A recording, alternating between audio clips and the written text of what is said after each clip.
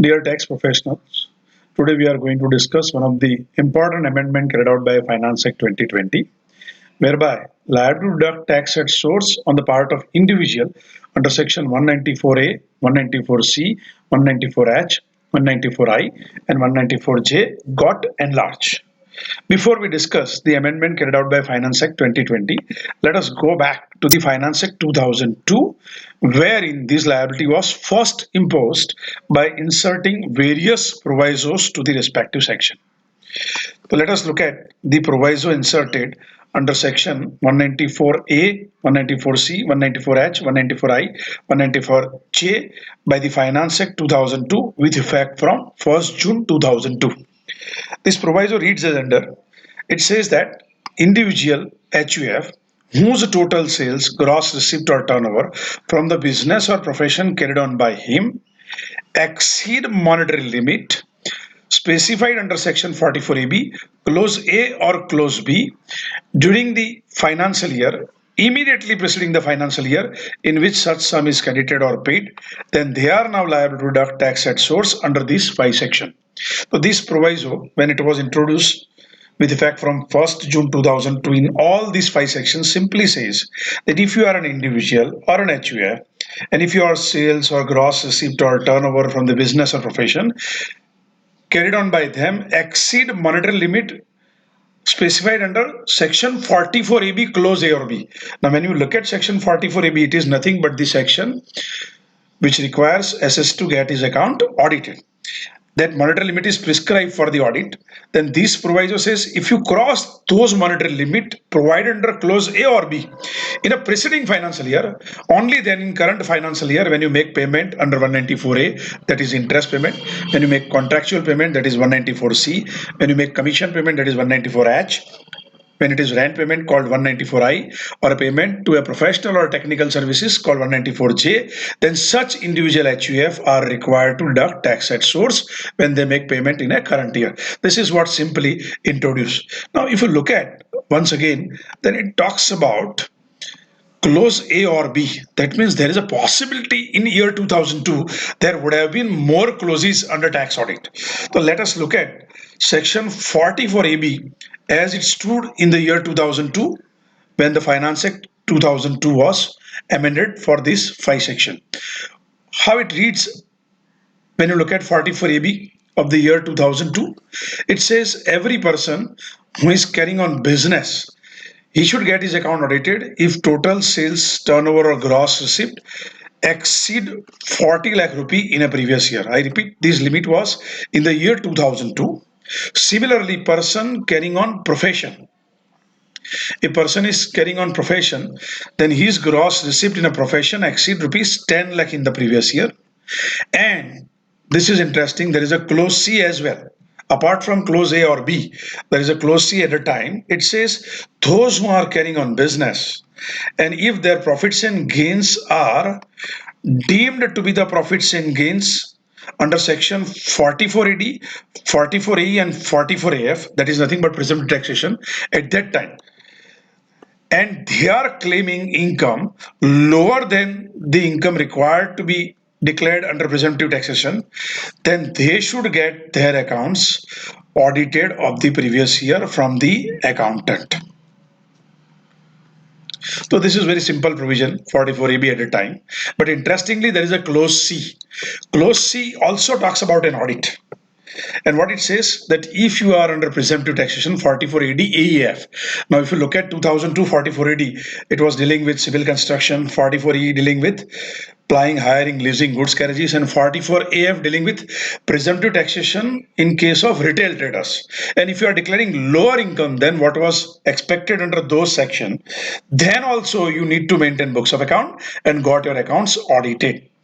Now interestingly, this amendment carried out in 5 section by Finance Act 2002 was referring only clause A or B, meaning thereby those who are under presumptive taxation and they have not declared income, minimum income required to be declared under presumptive taxation, and because of that they got their accounts audited, then ideally and prima facie, they are not required to deduct tax at source in the current financial year under Section 194 ACHIJ. Even that was clarified by Civility Circular number 8 2002, dated 27th August 2002, by an explanatory notes on provision relating to Finance Act 2002. Let us go through that civility circular.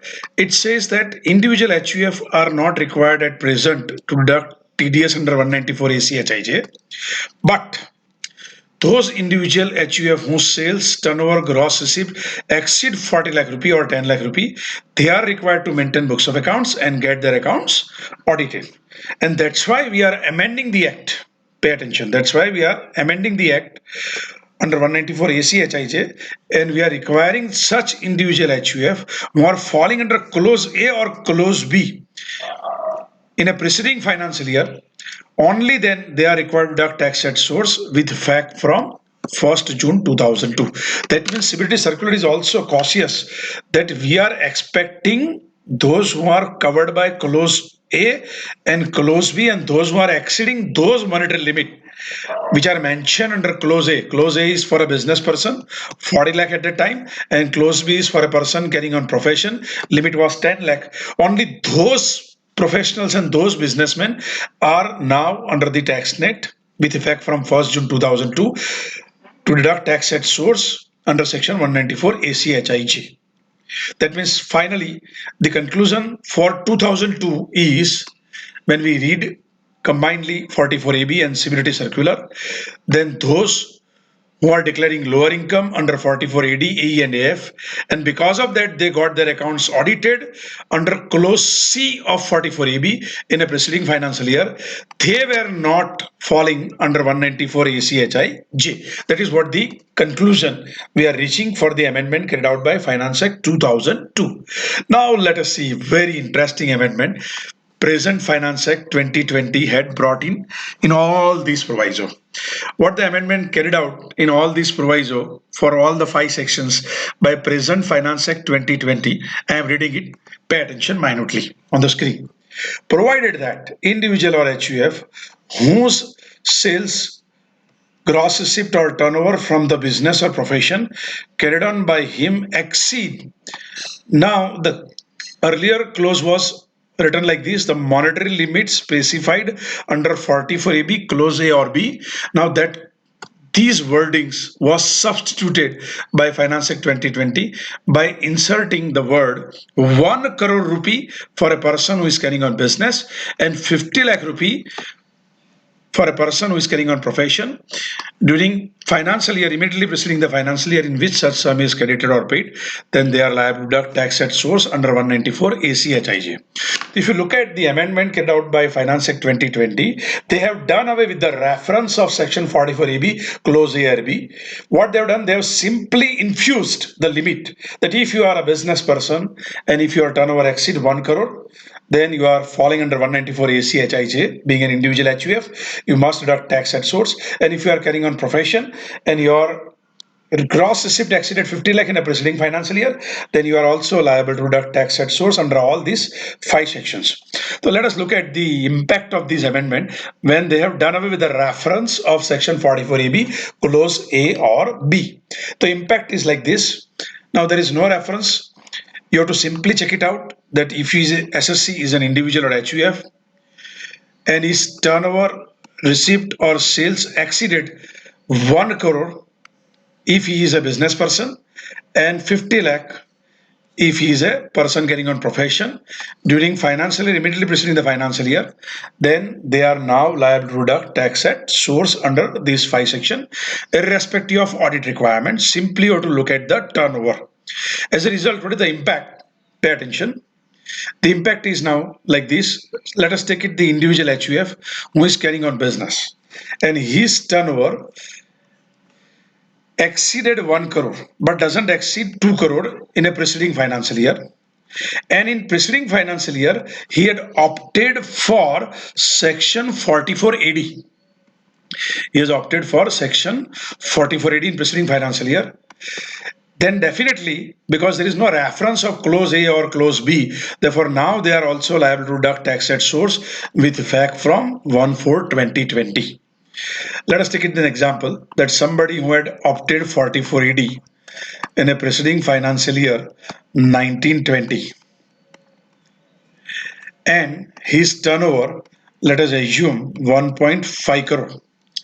Now, if you look at the amendment, then it simply says in a preceding financial year you are carrying on business, so this person is carrying on, let us take it medical store. So he is carrying on medical store, and in previous year 1920 his turnover is 1.5 crore. Now section simply says if turnover exceeded 1 crore, so here turnover is 1.5 crore, then he is required to deduct tax at source for whatever payments he is making under 194 ACHIJ during 2021 financial year. Then he is required to now deduct tax at source, because now there is no reference of tax audit section 44AB clause A or B. It is simply saying that turnover exceed 1 crore, then you are falling under 194 ACHIJ, I'm sorry. Now let us take it similarly. The person who is engaged in applying, hiring, leasing goods carriages, and his turnover, gross receipt or sales exceeded 1 crore in a preceding financial year, and in preceding financial year opted 44E, then now he is also liable to deduct tax at source under this 5 section with effect from 1/4/2020. So I think you are getting the clarity.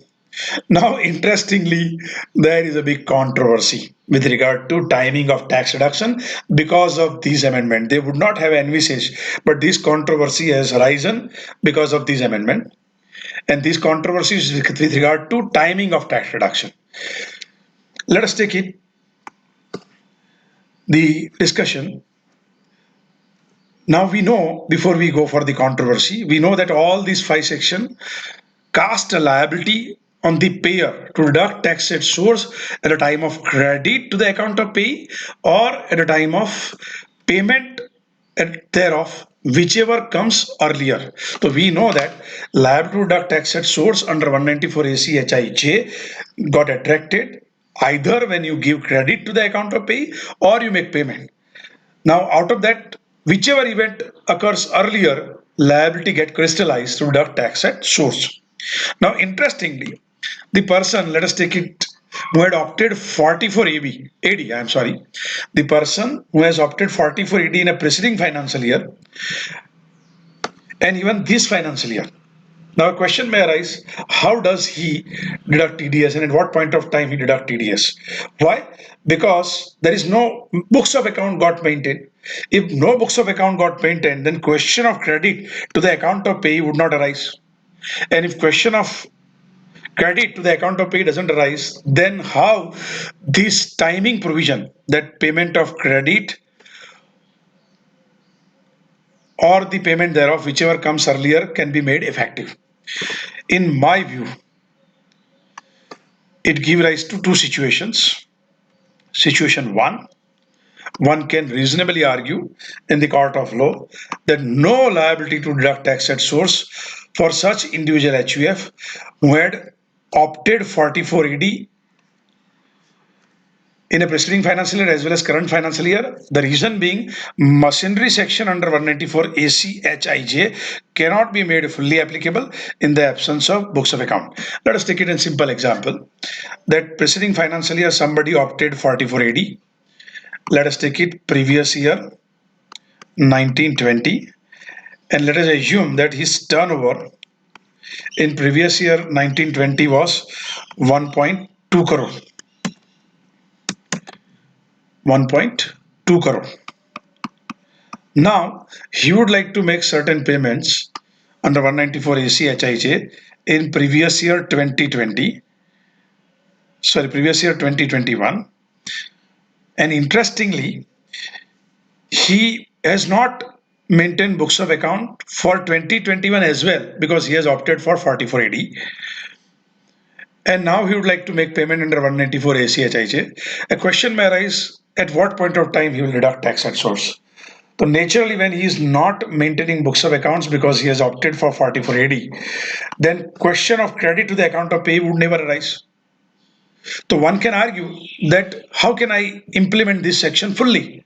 So section is applicable to me, but machinery section fails. Like we have seen various judgments of high courts that there is a capital asset, there is a transfer of capital asset, but in the absence of determination of cost of acquisition or in the absence of determination of fair market value, capital gain cannot be worked out. And if capital gain cannot be worked out, courts have notably held that machinery provision fails and that's why capital gain cannot be taxed. Similarly, court can take a view that though 194 AC HIJ is applicable for individual HUF, but he is not maintaining books of account. That's why machinery provision cannot be made fully applicable in the absence of books of account, and that's why the levy fails. Accordingly, court may come out with a judgment in future. But what will be the view too, and that is what I would like to endorse among tax professionals when their clients are falling under 44 ADAE, then they should follow this view instead of a controversial view that I have discussed in one. And the view two is very safer view that when there are no books of account, okay, there is no credit in the books of account.